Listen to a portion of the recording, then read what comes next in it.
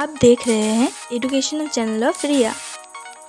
Welcome back to my YouTube channel educational channel of Riya. पिछले video में आप लोग यहाँ पर डिवीजन दिखाता है, इफ लॉजिकल का जो मल्टीपल कंडीशनल है वो दिखा था। तो उसमें से आप डिवीजन निकल सकते हैं, fail, first division, second division, इस तरह से कुछ भी कंडीशनल वाइज आप रिजल्ट निकल सकते हैं। अभी जो नेक्स्ट दिखाएंगे वो है किसी सैलरी के ऊपर उसका डीए। यहाँ पर मान लीजिए किसी का सैलरी है जो बेसिक पे है उसका 25,000, उसके ऊपर डीए है बेसिक पे के ऊपर 15%। यहाँ पर एक कंडीशन है, कंडीशनल वाइज डीए यहाँ पर निकलेगा कि अगर उसका सैलरी 25,000 से ज़्यादा है तो 15% निकलेगा, 15% उसका डीए होगा। अगर 25,000 से कम है तो 10% उसका होगा। नेक्स्ट यहाँ पर देख लीजिए, यहाँ पर टीए जो है 10% से अगर ज़्यादा है तो 12% होगा और अदरवाइज 0 होगा। ये कोई ऑफिशियली नहीं है, ये एक्चुअली आपको एक समझने में कुछ कंडीशन दिया है, उस कंडीशन को फिलअप करते हुए ये चार्ट डिजाइन किया है।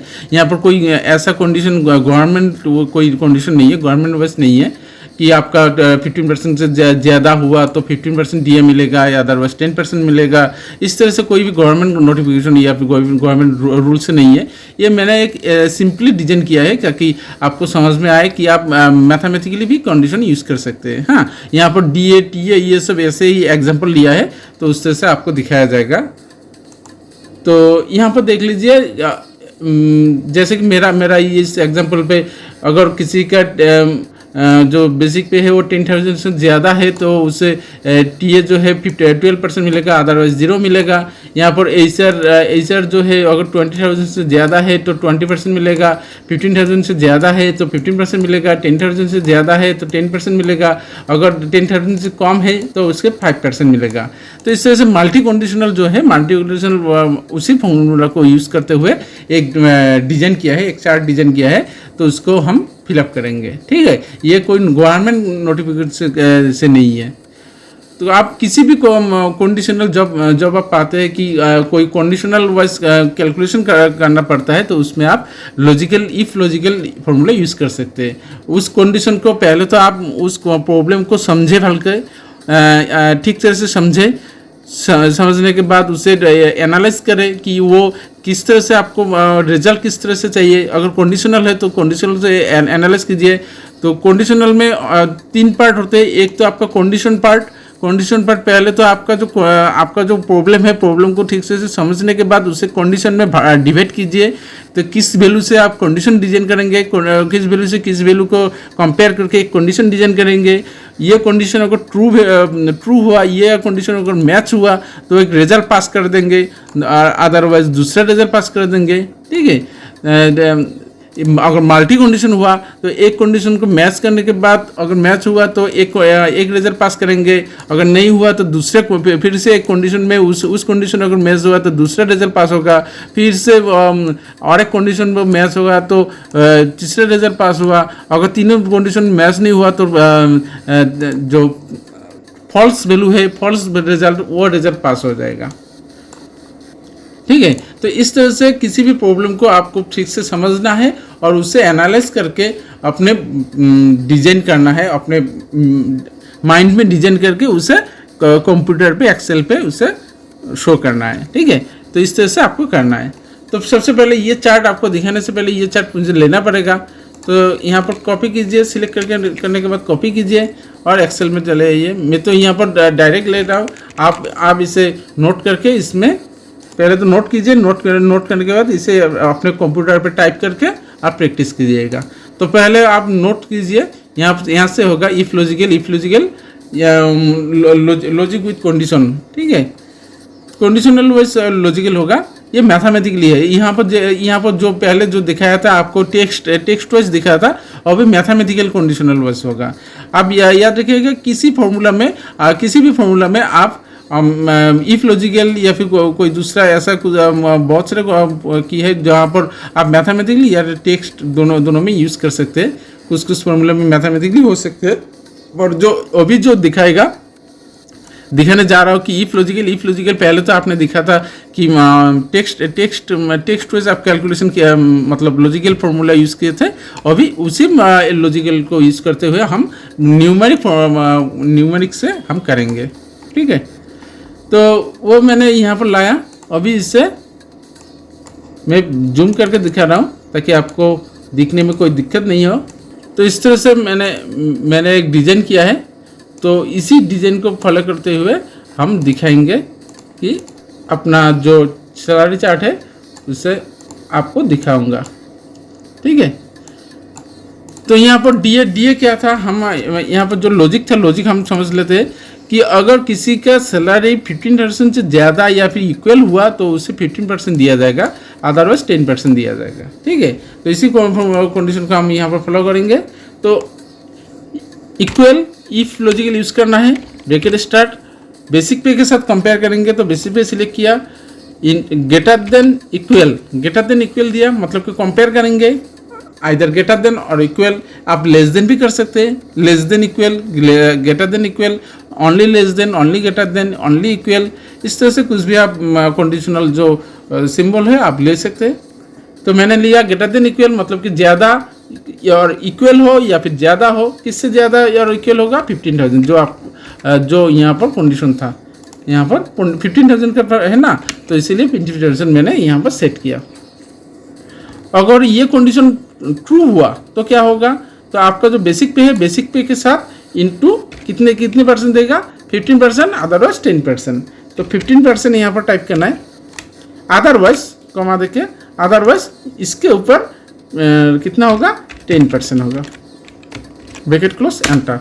ये कितना पाया, 15% पाया। यहाँ पर प्लस सिंबल पकड़ के खींचेंगे तो ये कितना पाया, 10% पाया। देख लीजिए 6,000 के 10% 100 रुपये ही होते हैं, क्योंकि ये 15,000 से कम है ना। ये भी 15% पाया क्योंकि 15,000 इक्वल है, इसलिए 15% पाया, पर ये कम है 15,000 से, इसलिए ये क्या पाया, 10% पाया, ठीक है। ठीक उसी तरह आप टीए भी निकल सकते हैं।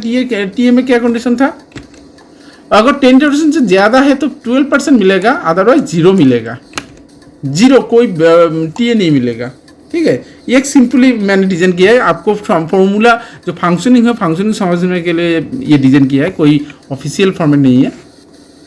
Equal if bracket start, basic पे ग्रेटर देन इक्वल कितना, 10%, 10,000, कॉमा कितना होगा कि बेसिक पे के ऊपर 12% मिलेगा, ठीक है। अदरवाइज कितना मिलेगा, 0 टाइप कर देंगे, ब्रैकेट क्लोज एंड एंटर। ये 3,000 तो मिल गया, तो पर नीचे देखिए ये दोनों ये 10,000 से इक्वल हो गया। मैंने क्या कंडीशन दिया था, 10,000, तो ये भी 12% मिल गया, तो पर इससे 0 मिला क्योंकि ये 10,000 से कम है, ठीक है। नेक्स्ट HR में क्या है, 20,000 से ज़्यादा तो 20%, 15,000 से ज़्यादा तो 15%, 10,000 से ज़्यादा तो 10%, अदरवाइज 5%, ठीक है। तो equal if bracket start, basic पे हो गया ग्रेटर देन इक्वल कितना होगा कि 20,000 से ज़्यादा अगर हुआ, कमा बेसिक पे के ऊपर 20%, बेसिक पे के ऊपर 20% दे दिए, कमा। अगर ये कंडीशन फॉल्स हुआ तो फिर से इफ होगा, क्योंकि हमारे पास फिर से और सारे कंडीशन है। क्या कंडीशन, ये अगर ग्रेटर देन इक्वल 15,000 से ज़्यादा हो गया तो उसे 15,000 मिलेगा, इसके ऊपर 15,000 मिलेगा, 15% मिलेगा, कमा। फिर से और एक कंडीशन है, इक्वल इफ ब्रैकेट स्टार्ट, ये अगर ग्रेटर देन इक्वल 10,000 से ज़्यादा हो गया तो क्या होगा, इसके ऊपर 10% मिलेगा, 10% मिलेगा, अदरवाइज कितना मिलेगा, इसके ऊपर 5% मिलेगा,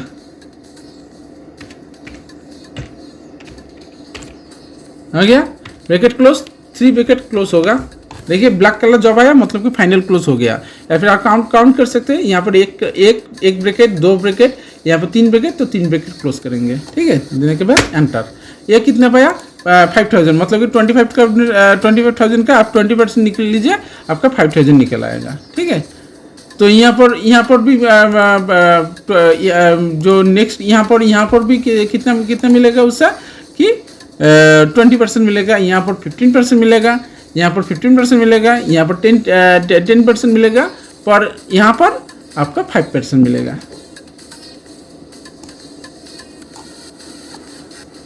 ठीक उसी तरह निकल आया। अभी जो टोटल सैलरी मतलब कि बेसिक पे इतना है, डीए इतना पाया, टीए इतना पाया, एचआर इतना पाया, तो उसकी टोटल सैलरी कितना होगा, मतलब कि टोटल पेमेंट कितना होगा। तो टोटल क्या होगा, ये सब ऐड करने से हो जाएगा। तो ऐड कैसे करते हैं, फॉर्मूला क्या है, आप अपने नोटबुक में देख लीजिए, क्या है, इक्वल इतना क्या होगा, सम फॉर्मूला होगा, है ना। सम फॉर्मूला देंगे, ब्रैकेट स्टार्ट और सिलेक्ट कीजिए, सिलेक्ट करने के बाद ब्रैकेट क्लोज कीजिए और एंटर दीजिए। निकल आया इसके टोटल सैलरी, प्लस सिंबल पकड़ के खींच दीजिए।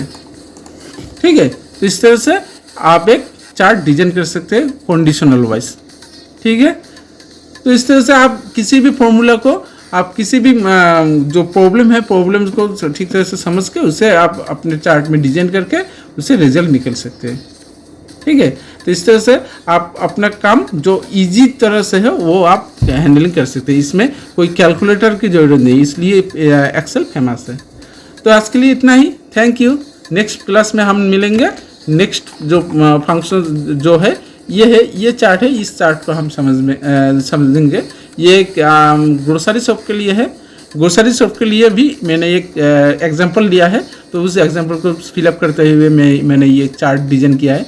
तो इस तरह से आपका जो भी डिपार्टमेंट या फिर जो भी आपका ऑर्गेनाइजेशन होगा, उस तरह से अपना प्रॉब्लम खुद एनालाइज करके आप बना सकते हैं। मैंने ये सिंपल सा एक तो सैलरी के ऊपर बना लिया, दूसरा एक है आपका ग्रोसरी शॉप के लिए ऊपर इफ लॉजिकल के यूजिंग के ही।